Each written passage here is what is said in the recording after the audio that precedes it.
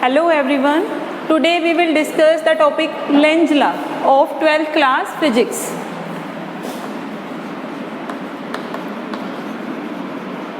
In last video we have discussed about the topic of Faraday law. आपने Faraday के law किए थे जिसमें आपने क्या किया था, अगर आप किसी भी कॉइल के अंदर मैग्नेटिक फ्लक्स को चेंज कर रहे हो, मैग्नेटिक फ्लक्स या मैग्नेटिक फील्ड को चेंज करते हो, तो क्या होगा उसमें कि number of field lines change हो रही हैं तो इंड्यूस ईएमएफ प्रोड्यूस होगा। उससे क्या हो रहा था, हमारा इंड्यूस करंट प्रोड्यूस हो रहा था। एंड ये प्रोसेस कब तक होगी, जब आपकी magnetic flux link with the coil क्या हो रही है, चेंज हो रही है, चाहे वो इंक्रीज हो अदरवाइज वो क्या हो रही है, डिक्रीज हो रही है। दोनों ही केस में आपका इंड्यूस्ड ईएमएफ प्रोड्यूस होगा। बट जैसे ही आपका जो मैग्नेटिक फ्लक्स है स्टॉप हो जाता है चेंज होने के लिए, then we can not produce the EMF और induced current. So Lenz law अभी उसी पे बेस्ड है कि आपको पता है मैग्नेटिक फ्लक्स। अब मैग्नेटिक फ्लक्स आई थिंक सबको ध्यान होगा क्या होता है मैग्नेटिक फ्लक्स, कि field lines, perpendicular field lines passing through the area, कि किसी भी एरिया में से परपेंडिकुलरली इस एरिया के परपेंडिकुलर जितनी भी फील्ड लाइंस पास हो रही हैं, that is called the magnetic flux. Flux को हमने रिप्रेजेंट किया था phi B dot A, B A cos theta. Flux किस पे डिपेंड कर रहा था, magnetic field area and angle. Theta is the angle between B and A. And induced EMF हमने फाइंड किया था D phi by D T. Here E is the induced EMF and phi is the flux. अब जो ये negative sign आ रहा है ये हम इसमें प्रूव करेंगे लेंज लॉ में कि ये क्यों आता है आपका भाई।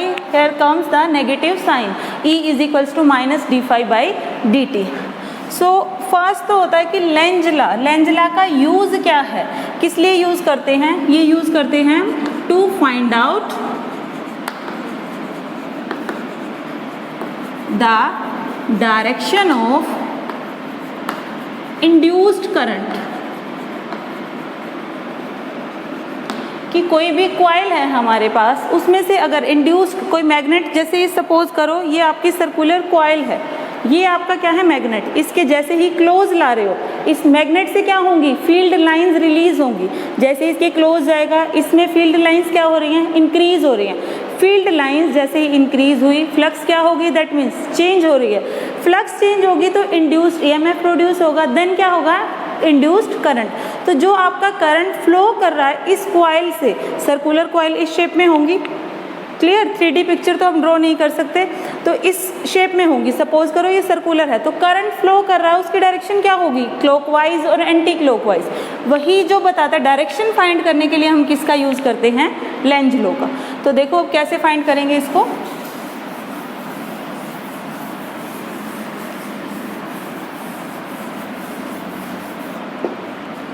सपोज कर लिया ये हमारे पास कोई सर्कुलर कॉइल है, ये हमारे पास क्या है, मैग्नेट। अब देखो आपके पास मैग्नेट है तो उसमें दो पोल होंगे, you know, north and south पोल।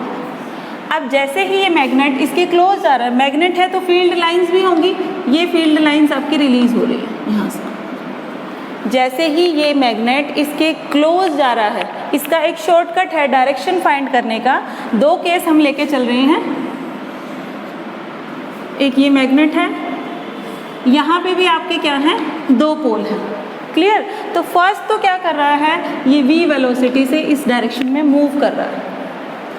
अगर अब ये यहाँ पे मूव कर रहा है तब आपको क्या फाइंड करना है, इसका छोटा सा शॉर्टकट कर लो, आएगा तो आने नहीं देगा। दैट मीन्स ये क्या है आपका नॉर्थ पोल है, इसके क्लोज आ रहा है, अब आने नहीं देगा। दैट मीन्स लेंज लॉ क्या करता है, अपोज करता है, जो भी आप काम करेंगे उसका अपोजिट इधर होगा। तो नॉर्थ, आपको पता है नॉर्थ और नॉर्थ पोल में क्या होगी, रिपल्शन। नॉर्थ एंड साउथ में क्या होगी, अट्रैक्शन होगी। जैसे ही इसके क्लोज आ रहा है हमें क्या करना है, उसके क्लोज नहीं लेके आना है, दूर लेके जाना है। दैट मीन्स यहाँ पे कौन सा पोल होगा, नॉर्थ पोल। अब ये लाइंस इधर आ रही है, नॉर्थ से क्या होते हैं रिलीज, साउथ पे क्या होंगी आपकी फील्ड लाइंस एंड अप हो जाएंगी, तो ये डायरेक्शन में आपकी यहाँ आ जाएंगी। देखो ये इधर मूव कर रहा था, ये इसके अपोजिट जा रहा है, क्लियर। तो ये इसको क्या कर रहा है, अपोज कर रहा है, तो यही कह रहा है आएगा तो आने नहीं देगा, उससे अपोजिट काम करेगा। तो यहाँ पे कैसा पोल होगा, नॉर्थ पोल। अब नॉर्थ और साउथ पोल से आप डायरेक्शन भी फाइंड आउट कर सकते हो। ये क्या है आपका एंटी क्लॉकवाइज, और साउथ पोल होगा तो डायरेक्शन कैसी होगी, क्लॉकवाइज। यहाँ क्या होगा, anti clockwise. Means Lenz law simple सा क्या है कि जो भी आप वर्क करोगे उसका अपोज करता है, तभी हमारे पास यहाँ आता है d∅/dt, नेगेटिव साइन, क्लियर। अब देखो जैसे ही ये तो हमारे पास क्लोज आ रहा था, ये सपोज किया कहाँ जा रहा है, इससे अपोजिट डायरेक्शन में जा रहा है, इस डायरेक्शन में मूव कर रहा है, मीन्स इससे दूर जा रहा है। अब क्या कह रहा है, इसका शॉर्टकट क्या है, जाएगा तो जाने नहीं देगा।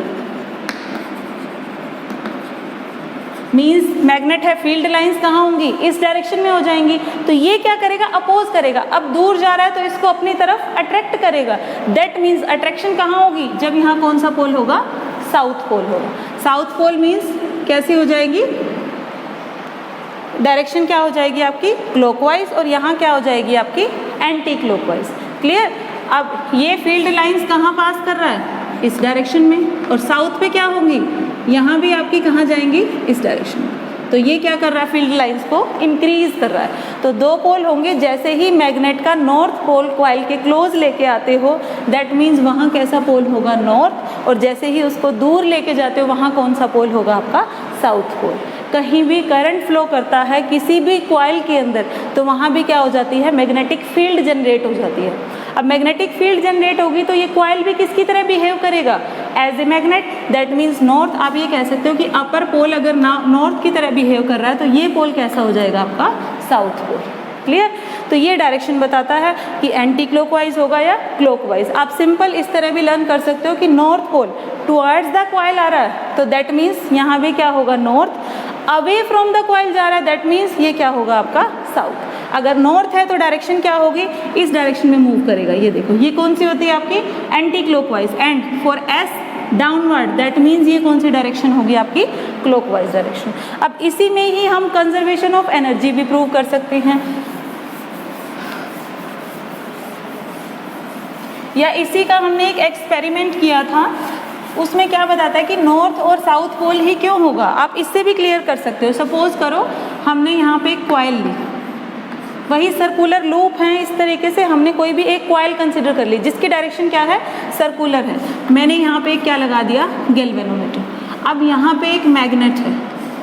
अब जो हमने किया इसी का एक्सपेरिमेंट करके देखेंगे, प्रूव करके देखेंगे कि ये राइट है या रॉन्ग है। सपोज करो कॉइल है, करंट पास हो रहा है, तो मैग्नेट की तरह बिहेव करेगा। ये नॉर्थ है, ये साउथ है। अब मैंने यहाँ लिया एक बार north and south, and second condition I am taking galvanometer, north and south. ये क्या है आपका, यहाँ हमने नॉर्थ लिया, यहाँ आप क्या ले लोगे, नॉर्थ एंड साउथ। तो फर्स्ट केस हम लेके चलते हैं कि देखो फर्स्ट हमने ये लिया नॉर्थ एंड साउथ। अब जैसे ही ये मैग्नेट जो है हम इसको इसके क्लोज लेके आ रहे हैं, तो अगर आप देखोगे नॉर्थ और साउथ पोल में क्या होती है, अट्रैक्शन होती है। तो हमें यहाँ लाने के लिए कोई भी एक्स्ट्रा वर्क नहीं करना पड़ेगा। जैसे ही मैग्नेट इसके क्लोज आ रहा है, मैग्नेटिक फील्ड लाइंस पास होंगी, चेंज इन मैग्नेटिक फ्लक्स क्या होगा, इंड्यूस्ड ईएमएफ, देन क्या होगा, इंड्यूस्ड करंट। अगर इंड्यूस्ड करंट प्रोड्यूस होता है तो गैल्वेनोमीटर में क्या आएगी, डिफ्लेक्शन, ये निडल डिफ्लेक्ट करेगी। अब मैं यहाँ पे सपोज करो एक रेजिस्टेंस लगा दूँ, क्लियर। अब करंट जा रहा है तो हमें यहाँ से पावर मिल सकती है I² R, और पावर क्या होती है, energy upon time, clear. Rate of doing work is called power भी कह सकते हो। अब देखो हमने यहाँ से कोई भी एक्सटर्नल वर्क नहीं किया, बट हमें आउटपुट में मिल रहा है, क्लियर। तो law of conservation of energy क्या कहता है, energy can neither be created nor be destroyed, but it can be converted from one form to another form. कि आप एक बार वर्क करते हो दूसरी फॉर्म में आपको मिल जाता है, that means conservation of energy. But हमने यहाँ पे इनपुट में कोई वर्क नहीं दिया, बट आउटपुट में आपको ये एनर्जी मिल रही है, दैट मीन्स यहाँ क्या हो जाता है, आपका लॉ फेल हो जाता है। अब सेकंड केस हम लेके चलते हैं, तो हमारा So in this case, law of conservation of energy fails.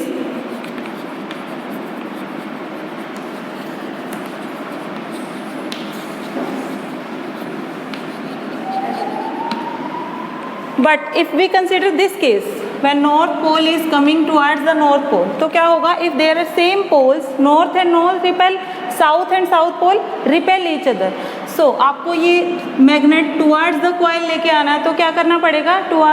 Some work is force into displacement. You are applying the force on a magnet, force apply करो and it displaces from its position. Then there is some work done. So जैसे ही magnetic flux change होगी, इसमें से क्या होगा? Current pass होगा. That means there is some deflection in the galvanometer. If I apply some resistance here, then it comes out P is equals to I square R. That is your power, energy upon time. Rate of energy देता है, that means power. सो आपने कुछ external work किया, ये किस में convert हो गया? आपका एनर्जी के अंदर. क्लियर? या कह सकते हो कि मूव करवा रहे हो मैग्नेट, यहाँ पे क्या होगी? आपकी काइनेटिक एनर्जी किस में कन्वर्ट हो गई? आपकी इलेक्ट्रिकल एनर्जी में. So you can say that here is some change in energy from one form to another form. So law of conservation of energy क्या कहता है आपको? यही कि energy can neither be created nor be destroyed, but it can be converted from one form to another form. So यहाँ पे आपका law of conservation of energy prove हो जाता है. But in this case here law of conservation of energy is fails. So when north pole is coming towards the coil, there is north pole, and if it is going away from the coil, then there is south pole. This is the simple phenomena of Lenz law. Next we will do self induction.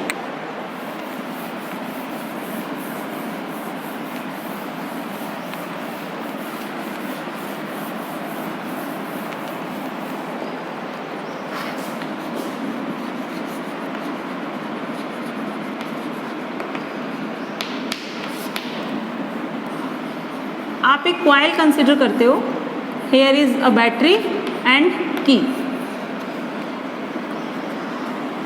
जैसे ही key को आप press करोगे, that means circuit is complete, some current is flowing, then we can say that I current is flowing in the coil. What is self induction? Self induction क्या कहता है? कि जो फ्लोइंग करंट है according to the Lenz law, कि production का जहाँ से ये प्रोड्यूस होता है उसको क्या करेगा? अपोज करेगा.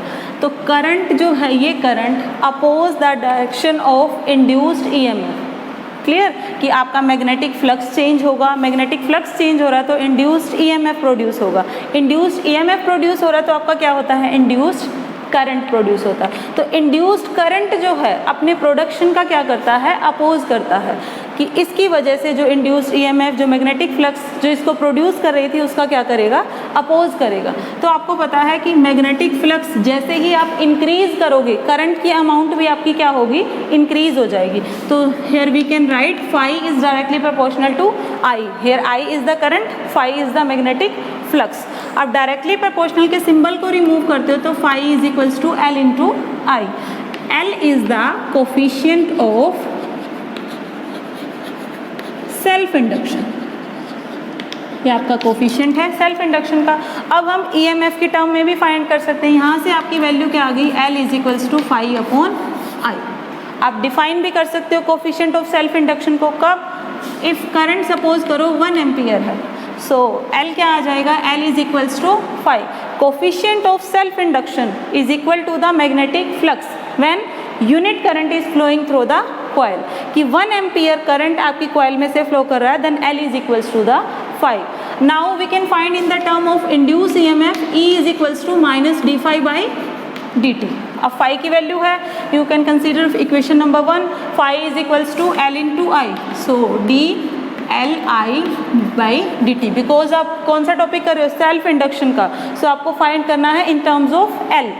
So L is constant, D I by D T. तो एल की वैल्यू क्या आ जाएगी? Minus of E divide by D I by D T. यहाँ से भी आप फाइंड कर सकते हो. If D I by D T, what is D I by D T? Rate of change of current is ये भी वैल्यू क्या हो जाए 1 हो जाए हमारे पास, then L is equals to the, अगर मोड वैल्यू लेके चलते हो, मैग्नीट्यूड कंसिडर करते हो तो L is equals to the E. So coefficient of self induction is equal to the induced EMF when rate of change of current flowing is 1 ampere. और आप इसमें क्या फाइंड कर सकते हो, यूनिट भी फाइंड कर सकते हो. What is the unit of self induction, that is Henry. अब आपको 1 हेनरी डिफाइन करना है तो कैसे करोगे, 1 कब होगी, 1 हेनरी. EMF क्या है, that is not a force, is a voltage. So voltage की यूनिट क्या होगी 1 वोल्ट, ये क्या होगा 1 ampere per second. Clear. Current की क्या होगी एम्पियर, टाइम की क्या होगी सेकेंड. दैट मीन्स अब क्या कर रहा है, self induction is said to be 1 henry when EMF induced या voltage is 1 volt and rate of change of current is 1 ampere per second. Then we can say that inductance is 1 Henry.